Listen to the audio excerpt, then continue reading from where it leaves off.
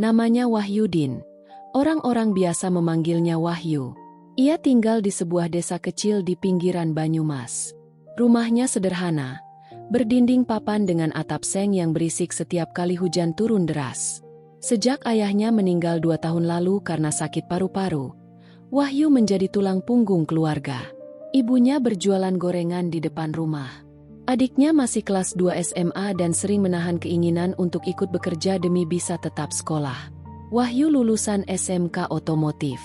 Tangannya kasar karena terbiasa memegang kunci pas dan dongkrak. Ia bekerja sebagai montir serabutan di bengkel kecil milik Pak Lurah. Upahnya tidak seberapa, tapi cukup untuk beras dan listrik. Setiap sore, ia duduk di tepi sawah memandangi jalan kecil yang mengarah ke kota. Kadang ia hanya diam, kadang menghitung kendaraan yang lewat, seolah sedang menakar jarak antara mimpinya dan kenyataan. "Mas, kapan kita bisa punya rumah tembok?" tanya adiknya suatu malam. Wahyu tersenyum tipis. "Pelan-pelan. Yang penting kamu sekolah dulu." Kesempatan itu datang saat seorang kenalan lama almarhum ayahnya menawarkan pekerjaan sebagai sopir pribadi di Jakarta. Keluarga pengusaha besar. Gajinya 3 kali lipat dari penghasilannya sekarang. Ibunya tak banyak bicara saat mendengar kabar itu. Hanya mengangguk, lalu menyiapkan nasi bungkus untuk bekal di perjalanan. Malam sebelum berangkat, suasana rumah terasa lebih sunyi dari biasanya. "Di kota jangan gampang percaya orang," pesan ibunya pelan. Wahyu mengangguk. "Iya, Bu." Subuh itu, dengan satu tas ransel lusuh dan sepatu hitam pinjaman, Wahyu naik bus antar kota. Dari jendela, ia melihat sawah yang semakin menjauh, lalu menghilang di tikungan jalan. Perjalanan hampir 12 jam membuat punggung Wahyu pegal. Jakarta menyambutnya dengan udara panas bercampur asap kendaraan. Gedung-gedung tinggi berdiri rapat, berbeda jauh dari hamparan sawah yang biasa ia lihat setiap pagi. Ia turun di terminal dengan tas ransel di pundak, lalu mengikuti alamat yang ditulis di secari kertas kecil. Jalan Wijaya Permai, Blok D. Setelah 2 kali naik angkot dan 1 kali ojek online, yang tarifnya membuatnya menelan ludah, akhirnya ia sampai di depan sebuah gerbang tinggi berwarna hitam mengilap. Di sampingnya berdiri pos satpam dengan kaca bening dan pendingin ruangan. Wahyu berhenti beberapa langkah dari gerbang itu. Rumah di balik pagar besi itu lebih mirip hotel kecil. Halamannya luas, rumputnya dipangkas rapi, dan di garasi terlihat 2 mobil mewah yang bahkan namanya saja belum tentu bisa ia sebut dengan benar. Ia sempat melihat bayangannya sendiri di kaca pos satpam. Kemeja kotak-kotak yang sudah disetrika ibunya terlihat sederhana sekali dibanding suasana di sekitarnya. "Cari siapa, Mas?" tanya satpam dengan nada datar. "Saya, Wahyudin. Pak, disuruh kerja sama Pak Arman. Jadi sopir." Satpam itu memeriksa daftar nama di buku tebal, lalu menekan tombol interkom. Tak lama kemudian, gerbang terbuka perlahan dengan suara mesin halus. "Masuk," lapor ke kepala rumah tangga. Langkah Wahyu terasa berat saat melewati halaman. Sepatunya sedikit berdecit di lantai marmer teras depan. Seorang pria berusia sekitar 50-an dengan setelan rapi sudah menunggunya. "Wahyudin?" tanyanya singkat. "Iya, Pak. Saya Pak Rudi, kepala rumah tangga di sini. Ikuti saya." Nada suaranya tegas, tanpa basa-basi. Di dalam rumah, hawa dingin langsung menyergap. Lampu gantung kristal tergantung megah di ruang tamu. Sofa empuk berwarna krem tersusun rapi. Bahkan aroma ruangan pun terasa mahal. Pak Rudi berhenti di sebuah ruangan kecil di samping dapur. "Kamar kamu di belakang. Bangun jam 5 pagi. Mobil harus sudah bersih sebelum dipakai. Tidak banyak bicara. Tidak ikut campur urusan keluarga. Mengerti?" Wahyu mengangguk cepat. "Mengerti, Pak." "Dan satu lagi," lanjut Pak Rudi sambil menatapnya tajam. "Kamu bekerja untuk keluarga terpandang. Jaga sikap, terutama pada Nona." Wahyu menelan ludah. "Baik, Pak." Belum sempat ia bertanya siapa yang dimaksud Nona, suara langkah sepatu hak tinggi terdengar dari lantai atas. Pelan, teratur, dan terasa mahal. Wahyu refleks menoleh. Dari tangga melengkung itu, seorang perempuan turun dengan anggun. Rambutnya panjang terurai, pakaiannya rapi dan modern. Wajahnya cantik dengan riasan tipis yang membuatnya tampak tegas sekaligus dingin. Perempuan itu tidak melihat ke arah Wahyu. Ia berjalan melewatinya begitu saja, seolah keberadaan sopir baru itu tak lebih dari bayangan. "Mobil siap?" tanyanya singkat pada Pak Rudi. "Sedang dibersihkan, Nona." Perempuan itu hanya mengangguk. Untuk pertama kalinya, Wahyu sadar seberapa jauh jarak antara dirinya dan dunia tempat ia berdiri sekarang. Pagi pertamanya dimulai bahkan sebelum matahari benar-benar naik. Jam 5 tepat Wahyu sudah berdiri di garasi. 2 mobil mewah terparkir rapi. Ia mendekati salah satunya dengan hati-hati, membaca logo di kap depan seperti sedang membaca soal ujian. Ia belum pernah menyentuh mobil semahal ini sebelumnya. Dengan penuh perhatian, ia mulai membersihkan bodi mobil, mengelap perlahan, memastikan tidak ada debu tertinggal. Setiap gerakannya terasa kaku karena takut melakukan kesalahan. Sekitar setengah jam kemudian, suara langkah sepatu hak tinggi terdengar lagi dari arah teras. Wahyu menoleh sekilas. Nona itu berjalan mendekat. Pagi itu ia mengenakan blazer putih dengan celana panjang hitam yang rapi. Rambutnya diikat rendah, membuat wajahnya terlihat lebih tegas. "Sudah siap?" tanyanya tanpa senyum. "Sebentar lagi, Nona," jawab Wahyu sopan. Ia buru-buru membuka pintu belakang, mempersilakan. Namun karena terlalu gugup, kain lap yang tadi ia selipkan di atas kap mobil jatuh ke lantai tepat di dekat sepatu Nona. Perempuan itu berhenti. Tatapannya turun ke kain lap itu, lalu perlahan naik ke arah Wahyu. "Kamu tahu ini mobil apa?" tanyanya dingin. Wahyu tercekat. "Tahu, Nona, mobil Bapak." "Bukan itu maksud saya." Nada suaranya tetap datar, tapi tajam. "Mobil ini tidak boleh disentuh sembarangan. Jangan letakkan apapun di atas kapnya, bahkan kain lap." Wahyu langsung memungut kain itu. "Maaf, Nona, saya tidak sengaja." Nona menghela napas pelan, seperti sedang menahan kesal. "Kamu baru, ya?" "Iya, Nona. Kalau begitu belajar cepat. Saya tidak suka hal ceroboh." Kalimat itu sederhana, tapi terasa menampar harga diri Wahyu. Ia terbiasa dimarahi di bengkel, tapi suasana ini berbeda. Ia merasa seperti benar-benar kecil. "Baik, Nona, tidak akan terulang lagi."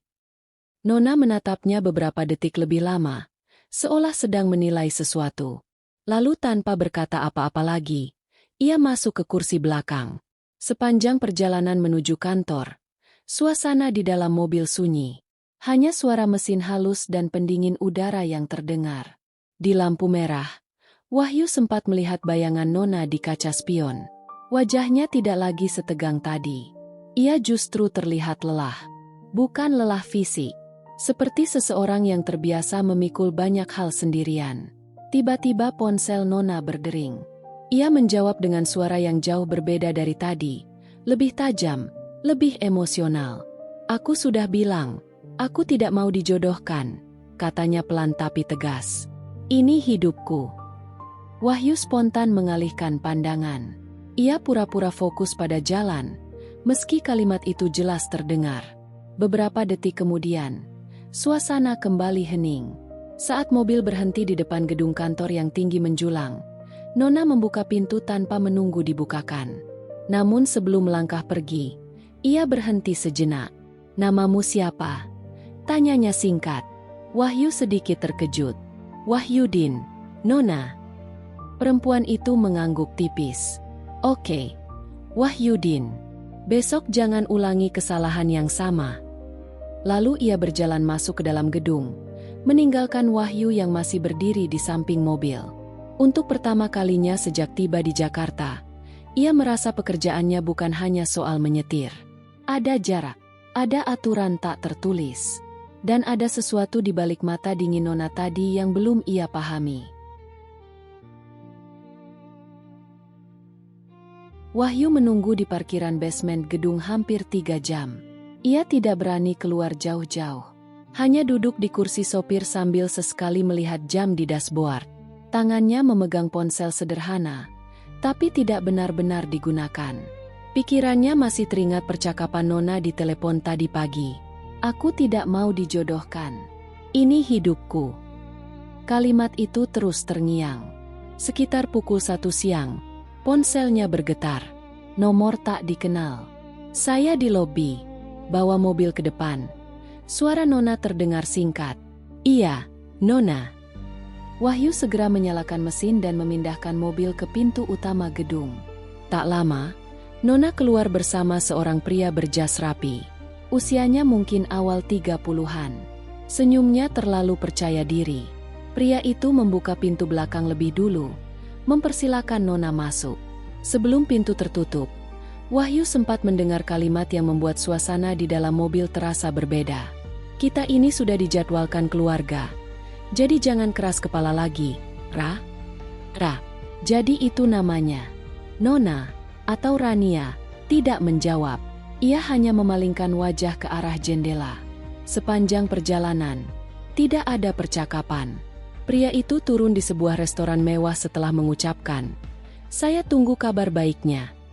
Begitu pintu tertutup dan mobil kembali melaju, suasana berubah drastis. "Ke rumah," kata Rania pelan. Suaranya tidak lagi tegas seperti pagi tadi. Wahyu mengangguk. Di lampu merah, ia melihat dari kaca spion. Rania tidak lagi duduk tegak anggun seperti biasa. Bahunya sedikit turun. Tatapannya kosong menembus jendela. Beberapa detik kemudian, tanpa sengaja mata mereka bertemu di kaca spion. Rania yang pertama mengalihkan pandangan. Namun kali ini, Wahyu melihat sesuatu yang tidak ia lihat pagi tadi. Bukan dingin, tapi lelah. Setibanya di rumah, Rania turun tanpa berkata apa-apa. Ia berjalan cepat masuk ke dalam. Pintu tertutup agak keras. Wahyu memarkir mobil di garasi, lalu turun untuk memeriksa kembali kebersihan bodi. Tangannya bergerak otomatis, tapi pikirannya masih memikirkan ekspresi Rania tadi. Saat ia hendak masuk ke kamar belakang, ia mendengar suara piano dari dalam rumah. Pelan, nada-nadanya tidak stabil. Seperti dimainkan oleh seseorang yang pikirannya tidak benar-benar tenang. Wahyu berdiri diam beberapa detik di dekat ruang keluarga. Dari celah pintu yang sedikit terbuka, ia melihat Rania duduk sendirian di depan piano putih besar. Blazernya sudah dilepas.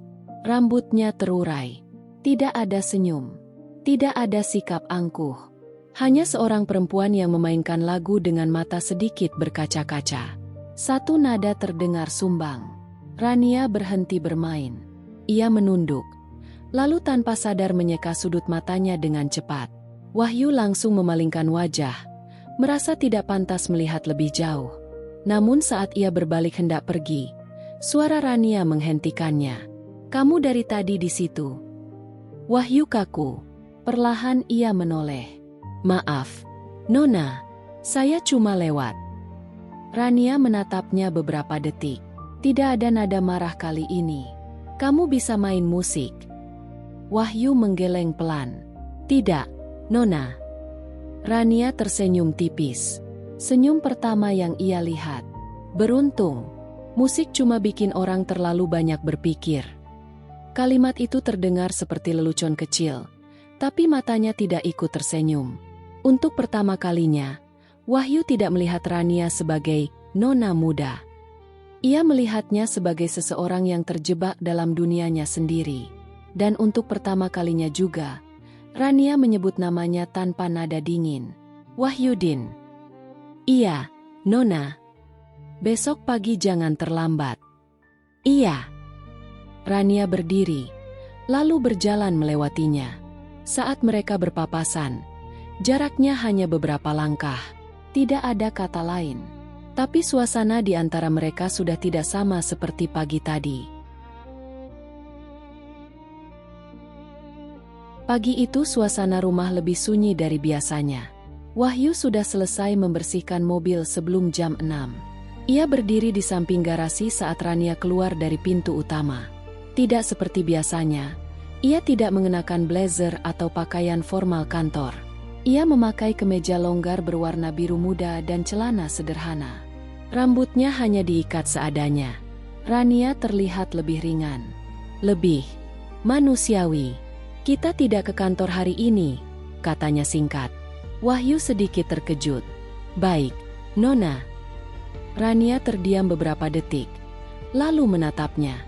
"Dan jangan panggil saya Nona kalau tidak sedang di rumah." Wahyu bingung. "Lalu, panggil apa?" Rania membuka pintu belakang, lalu berhenti. "Rania saja." Wahyu ragu sejenak. "Baik, Rania." Ada sesuatu yang berubah saat nama itu diucapkan tanpa gelar. Mobil melaju keluar dari gerbang tanpa arahan jelas.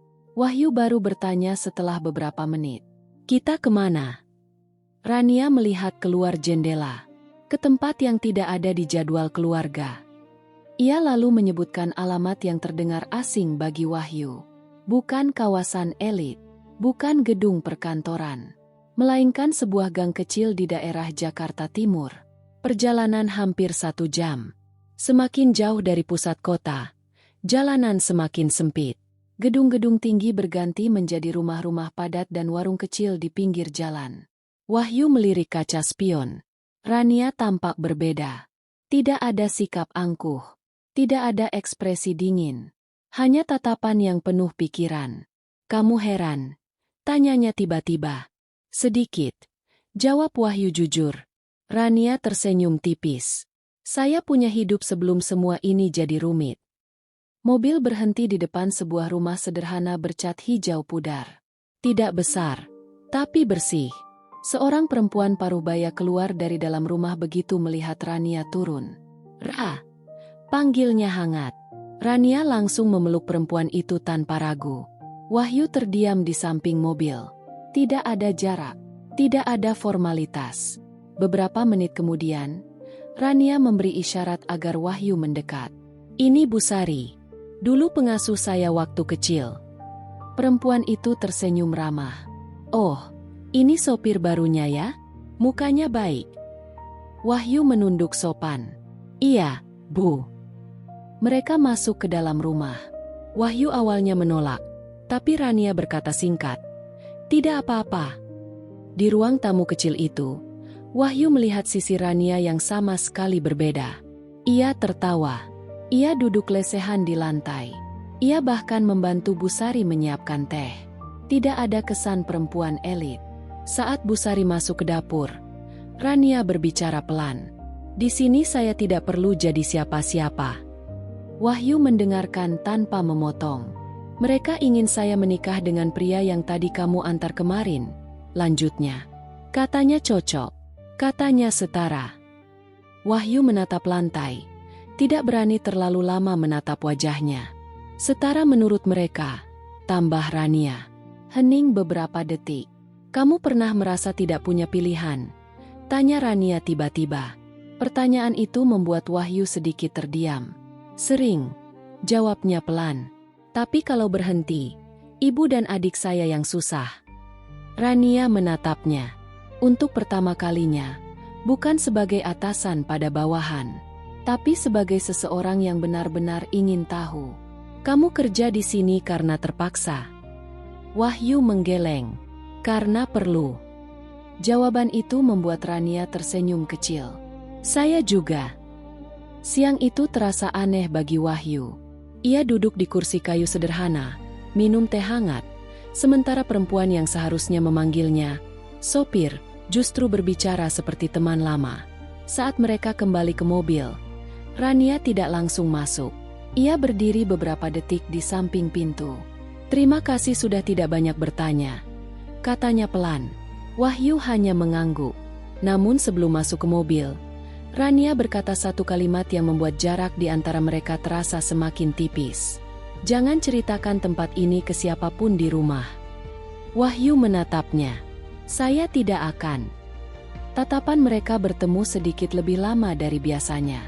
Dan untuk pertama kalinya, bukan hanya jarak status yang terasa. Ada kepercayaan kecil yang mulai tumbuh di antara keduanya.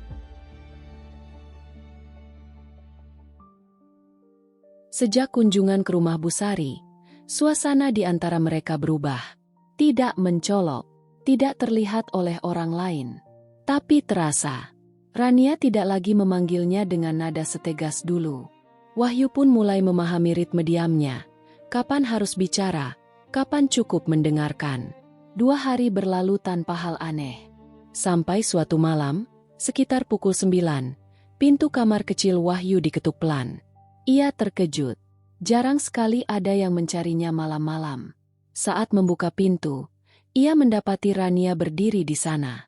Tanpa blazer, tanpa riasan. Hanya mengenakan sweater abu-abu dan celana panjang sederhana. "Bisa antar saya sekarang?" tanyanya pelan. Wahyu refleks melihat jam dinding. "Sekarang?" Rania mengangguk, tanpa bilang siapa-siapa. Nada suaranya tidak panik, tapi jelas ada sesuatu yang mendesak. "Kemana?" tanya Wahyu hati-hati. Rania terdiam beberapa detik sebelum menjawab. "Ke kantor ayah." Wahyu mengernyit. "Jam segini? Ada dokumen yang harus saya ambil sebelum besok pagi. Kalau saya minta izin, pasti tidak diizinkan keluar." Wahyu bisa merasakan ini bukan sekadar soal dokumen. "Ini berisiko," katanya pelan. Rania menatapnya lurus. "Saya tahu." Beberapa detik hening. "Kalau kamu tidak mau, saya cari cara lain," tambahnya. Kalimat itu terdengar tenang, tapi Wahyu tahu, cara lain yang dimaksud mungkin jauh lebih nekat. "Ayo," jawabnya akhirnya. Rania tidak tersenyum, tapi bahunya sedikit turun. Seperti lega. Mereka keluar lewat pintu samping, bukan gerbang utama. Wahyu menyalakan mobil dengan lampu redup, berusaha tidak menarik perhatian. Sepanjang perjalanan, jalanan Jakarta lebih lengang dari biasanya. "Kamu percaya saya?" tanya Rania tiba-tiba. Wahyu memegang setir lebih erat. "Saya percaya Anda tahu apa yang Anda lakukan." Rania tersenyum tipis. Itu bukan jawaban. Wahyu berpikir sejenak. "Saya percaya, karena Anda percaya sama saya." Rania menoleh, menatapnya beberapa detik lebih lama dari biasanya. Mobil berhenti di depan gedung kantor keluarga yang menjulang gelap. Hanya beberapa lampu menyala. "Kamu tunggu di sini," kata Rania. Ia turun dan masuk ke dalam gedung dengan langkah cepat. Wahyu menunggu. 15 menit. 30 menit. Ia mulai merasa gelisah. Tiba-tiba ponselnya bergetar. Pesan dari Rania. "Masuk ke lift parkir. Sekarang."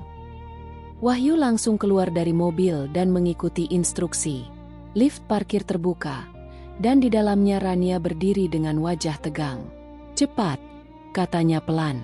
Begitu pintu lift tertutup, Rania menekan tombol lantai basement. "Ada apa?" tanya Wahyu. Rania menarik napas dalam. "Saya menemukan surat perjanjian." "Perjanjian apa?" "Perjanjian pertunangan resmi. Tanggalnya sudah ditentukan. 2 bulan lagi." Wahyu terdiam. Lift berhenti. Mereka keluar ke basement dan berjalan cepat menuju mobil. "Kenapa Anda harus ambil itu malam-malam?" tanya Wahyu pelan. "Karena saya tidak pernah menandatangani apapun," jawab Rania. "Dan saya tidak akan." Nada suaranya kali ini bukan dingin, tapi tegas. Saat mobil keluar dari area gedung, Rania memegang map coklat di pangkuannya erat-erat. "Kamu tahu kenapa saya minta kamu?" tanyanya pelan. Wahyu menggeleng. "Karena kamu satu-satunya orang di rumah itu yang tidak punya kepentingan terhadap hidup saya." Kalimat itu membuat Wahyu terdiam. Di lampu merah, suasana di dalam mobil terasa berbeda. Bukan lagi sekadar sopir dan majikan. Ada rahasia bersama. Ada risiko yang mereka tanggung berdua. Dan tanpa mereka sadari, garis batas antara profesional dan pribadi mulai semakin tipis. Ruang makan malam itu terlihat lebih megah dari biasanya. Meja panjang dari kayu gelap dipoles hingga mengilap. Lilin-lilin kecil menyala di tengah meja. Pantulannya menari di permukaan gelas kristal. Peralatan makan tersusun rapi, nyaris terlalu sempurna untuk disentuh. Wahyu berdiri di dekat dinding, Seperti biasa. Diam. Rapi. Tak terlihat. Namun malam itu terasa berbeda. Suara langkah tamu terdengar dari ruang depan. Tawa formal. Sapaan penuh basa-basi. Rania turun dari tangga dengan gaun sederhana berwarna krem. Tidak berlebihan, tapi cukup untuk membuat semua mata menoleh. Termasuk mata Wahyu. Untuk sepersekian detik, tatapan mereka bertemu. Rania tidak tersenyum lebar. Hanya senyum kecil. Hanya untuknya. Keluarga calon tunangan sudah duduk. Pria yang kemarin diantar Wahyu kini tampak percaya diri di ujung meja. Jasnya rapi. Senyumnya terlatih. "Rania, duduk di sini," kata ayahnya, menunjuk kursi di samping pria itu. Rania menurut. Tapi sebelum duduk, ia melirik ke arah Wahyu.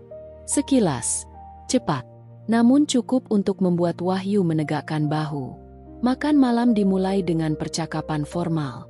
Tentang bisnis, tentang proyek, tentang rencana penyatuan dua perusahaan besar. Rania duduk tegak, menjawab saat ditanya, tersenyum saat diperlukan. Namun pikirannya tidak ada di meja itu. Setiap kali suara sendok beradu dengan piring, ia justru sadar akan keberadaan seseorang di sudut ruangan. "Wahyu." Ia berdiri tanpa bergerak. Tatapannya sopan, tidak berlebihan. Tapi Rania bisa merasakannya. Bukan karena ia melihat terus-menerus. Justru karena ia berusaha keras untuk tidak melihat. "Rania?" Suara calon tunangan memanggilnya. "Ya?" Jawabnya cepat. "Kamu setuju dengan rencana pertunangan 2 bulan lagi?" Semua mata tertuju padanya. Suasana mendadak hening. Rania tersenyum tipis. Namun sebelum menjawab, matanya secara refleks bergerak ke arah Wahyu. Wahyu tidak berekspresi, tetap berdiri tegak, tetap pada tempatnya. Namun tatapan mereka bertemu. Dan dalam 1 detik yang terasa panjang itu, Rania seperti mendengar kembali kalimat di taman semalam. "Kalau saya tidak melawan, saya kehilangan diri saya sendiri." Sendok di tangannya terasa lebih berat. "Rania." Ayahnya mengulang. Rania menarik napas. "Saya masih ingin fokus pada pekerjaan dulu," jawabnya tenang. Ruangan berubah sedikit tegang. Calon tunangannya tersenyum tipis. "Kita bisa fokus bersama." Tawa kecil terdengar dari beberapa sisi meja. Namun Rania tidak ikut tertawa. Ia kembali menoleh ke arah Wahyu. Dan untuk pertama kalinya malam itu, Wahyu hampir kehilangan kendali atas ketenangannya. Karena cara Rania memandangnya bukan lagi sekadar tatapan tidak sengaja. Itu tatapan yang mencari keberanian.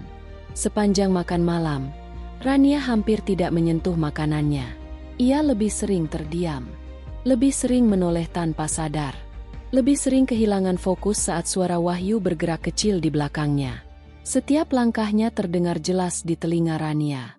Setiap kali Wahyu menuangkan minum untuk tamu, jantung Rania berdetak sedikit lebih cepat. Seolah keberadaannya adalah satu-satunya hal nyata di ruangan yang terasa penuh kepalsuan itu. "Rania tampak tidak tenang malam ini," komentar salah satu tamu. Ayahnya tersenyum kaku. "Dia hanya lelah." Rania menunduk. Lelah? Mungkin benar. Tapi bukan karena pekerjaan. Melainkan karena harus duduk di samping seseorang yang tidak pernah ia pilih. Sementara seseorang yang membuatnya merasa hidup. Berdiri beberapa langkah jauhnya. Acara hampir selesai ketika calon tunangan itu berkata pelan. "Saya harap kamu tidak berubah pikiran lagi." Rania tidak langsung menjawab. Matanya sekali lagi mencari sudut ruangan.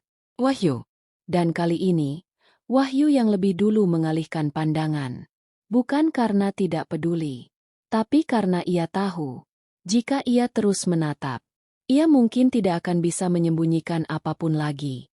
Makan malam berakhir dengan jabat tangan dan senyum formal. Namun malam itu, yang paling terasa bukan percakapan bisnis, melainkan jarak yang semakin sulit diabaikan. Rania menutup teleponnya perlahan. Wajahnya kembali tenang, tapi bukan tenang yang sama seperti sebelumnya.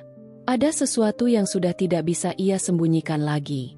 Ayah menyuruh saya pulang, katanya pelan. Wahyu mengangguk. Kita pulang sekarang. Rania tidak langsung berdiri. Ia masih duduk di bangku taman, menatap lurus ke depan. Dia bilang besok keluarga calon tunangan akan datang makan malam. Kalimat itu jatuh begitu saja di antara mereka. Wahyu tidak tahu harus menjawab apa. Beberapa detik hening. Lalu Rania berkata tanpa menoleh. Suaranya lebih pelan dari biasanya. Kamu tahu kenapa tadi saya bilang andai bertemu kamu lebih dulu?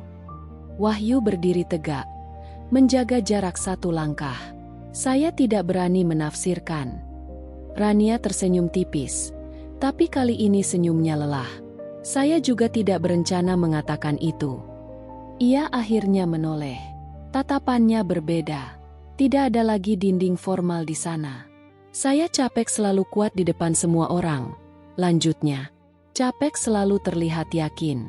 Capek selalu terlihat setuju. Angin malam membuat suasana semakin sunyi. Dan kamu, Rania berhenti sejenak, mencari kata. Kamu orang pertama yang melihat saya tanpa embel-embel apapun. Wahyu merasakan dadanya mengencang. Saya tetap sopir Anda, katanya pelan. Ya, jawab Rania cepat. Dan justru itu. Kalimat itu membuat Wahyu terdiam. Di depan kamu, saya bukan aset keluarga. Bukan proyek pernikahan. Bukan simbol kerjasama bisnis. Lanjut Rania. Saya cuma Rania. Hening lagi. Lampu taman memantulkan bayangan mereka di aspal. Dan saya takut. Rania akhirnya mengaku. Wahyu menoleh. Takut kalau saya mulai merasa nyaman di tempat yang seharusnya tidak boleh. Kata-kata itu tidak perlu diperjelas lagi. Wahyu menarik napas dalam. Rania. Ia jarang memanggil namanya langsung. Kali ini terdengar berbeda. Perasaan tidak pernah tanya status. Lanjut Rania pelan. Tapi dunia selalu tanya. Wahyu menatapnya. Lalu berkata jujur. Kalau saya bilang saya tidak merasakan apa-apa.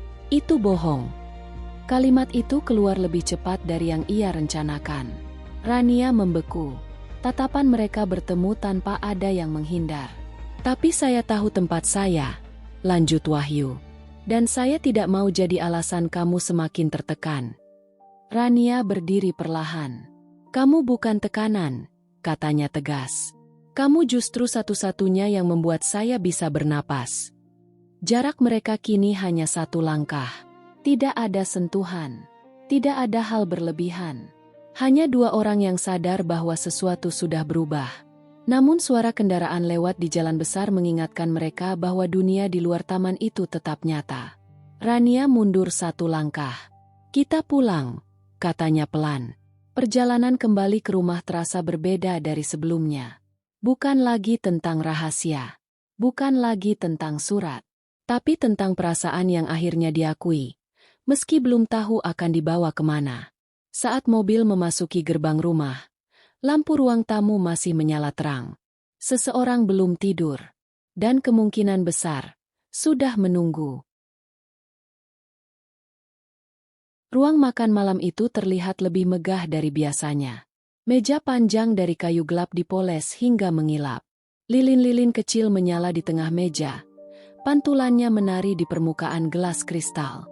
Peralatan makan tersusun rapi, nyaris terlalu sempurna untuk disentuh. Wahyu berdiri di dekat dinding, seperti biasa. Diam, rapi, tak terlihat.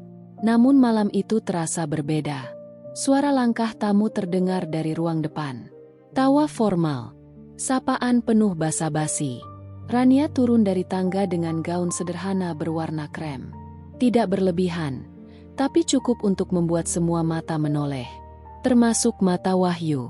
Untuk sepersekian detik, tatapan mereka bertemu. Rania tidak tersenyum lebar. Hanya senyum kecil. Hanya untuknya. Keluarga calon tunangan sudah duduk. Pria yang kemarin diantar Wahyu kini tampak percaya diri di ujung meja. Jasnya rapi. Senyumnya terlatih. Rania, duduk di sini, kata ayahnya, menunjuk kursi di samping pria itu. Rania menurut, tapi sebelum duduk, ia melirik ke arah Wahyu. Sekilas, Cepat, namun cukup untuk membuat Wahyu menegakkan bahu. Makan malam dimulai dengan percakapan formal. Tentang bisnis, tentang proyek, tentang rencana penyatuan dua perusahaan besar. Rania duduk tegak, menjawab saat ditanya, tersenyum saat diperlukan. Namun pikirannya tidak ada di meja itu. Setiap kali suara sendok beradu dengan piring, ia justru sadar akan keberadaan seseorang di sudut ruangan. Wahyu. Ia berdiri tanpa bergerak. Tatapannya sopan, tidak berlebihan. Tapi Rania bisa merasakannya. Bukan karena ia melihat terus-menerus. Justru karena ia berusaha keras untuk tidak melihat. Rania? Suara calon tunangan memanggilnya. Ya? Jawabnya cepat. Kamu setuju dengan rencana pertunangan 2 bulan lagi? Semua mata tertuju padanya. Suasana mendadak hening. Rania tersenyum tipis. Namun sebelum menjawab, matanya secara refleks bergerak ke arah Wahyu. Wahyu tidak berekspresi, tetap berdiri tegak, tetap pada tempatnya. Namun tatapan mereka bertemu. Dan dalam 1 detik yang terasa panjang itu, Rania seperti mendengar kembali kalimat di taman semalam. Kalau saya tidak melawan, saya kehilangan diri saya sendiri. Sendok di tangannya terasa lebih berat. Rania. Ayahnya mengulang. Rania menarik napas. Saya masih ingin fokus pada pekerjaan dulu. Jawabnya tenang. Ruangan berubah sedikit tegang. Calon tunangannya tersenyum tipis. Kita bisa fokus bersama. Tawa kecil terdengar dari beberapa sisi meja. Namun Rania tidak ikut tertawa. Ia kembali menoleh ke arah Wahyu. Dan untuk pertama kalinya malam itu, Wahyu hampir kehilangan kendali atas ketenangannya.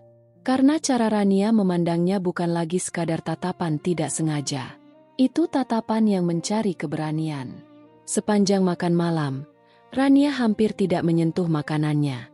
Ia lebih sering terdiam. Lebih sering menoleh tanpa sadar. Lebih sering kehilangan fokus saat suara Wahyu bergerak kecil di belakangnya. Setiap langkahnya terdengar jelas di telinga Rania. Setiap kali Wahyu menuangkan minum untuk tamu, jantung Rania berdetak sedikit lebih cepat. Seolah keberadaannya adalah satu-satunya hal nyata di ruangan yang terasa penuh kepalsuan itu. Rania tampak tidak tenang malam ini, komentar salah satu tamu. Ayahnya tersenyum kaku. Dia hanya lelah. Rania menunduk. Lelah? Mungkin benar. Tapi bukan karena pekerjaan. Melainkan karena harus duduk di samping seseorang yang tidak pernah ia pilih. Sementara seseorang yang membuatnya merasa hidup. Berdiri beberapa langkah jauhnya. Acara hampir selesai ketika calon tunangan itu berkata pelan. Saya harap kamu tidak berubah pikiran lagi.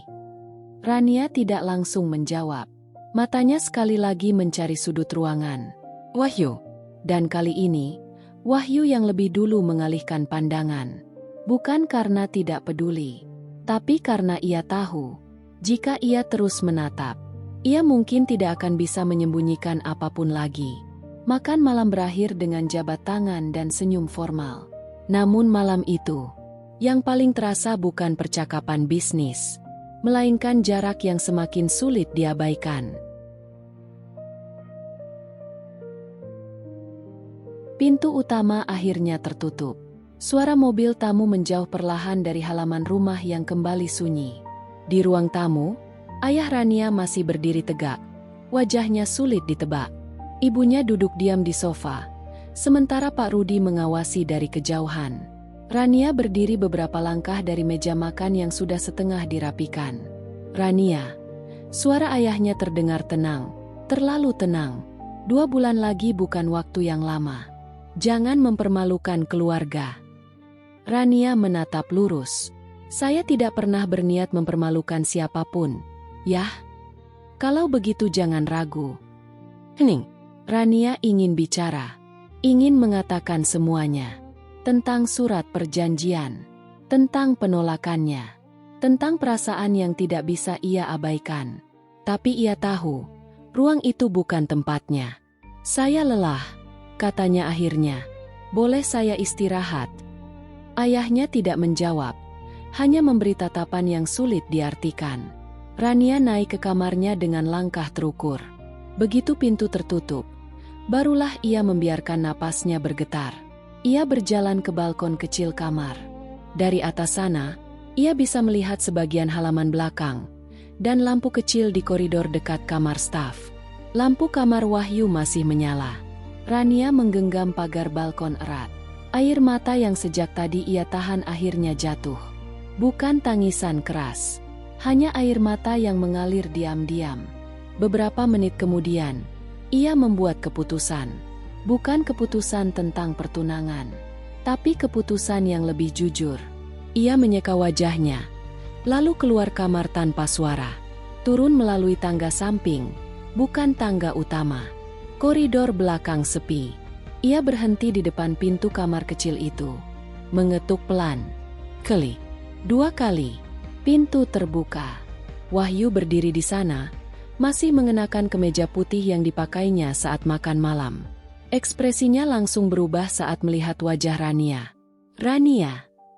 Rania mencoba tersenyum, tapi air matanya lebih dulu jatuh lagi. Wahyu panik sesaat. Ada apa? Mereka bilang apa? Rania menggeleng. Saya tidak kuat. Kalimat itu hampir berbisik. Wahyu ingin melangkah maju, ingin menenangkan. Tapi ia menahan diri, berdiri 1 langkah dari ambang pintu. Maaf, lanjut Rania pelan. Saya bilang tadi saya berani. Tapi duduk di meja itu, rasanya seperti saya bukan diri saya sendiri. Wahyu mendengarkan.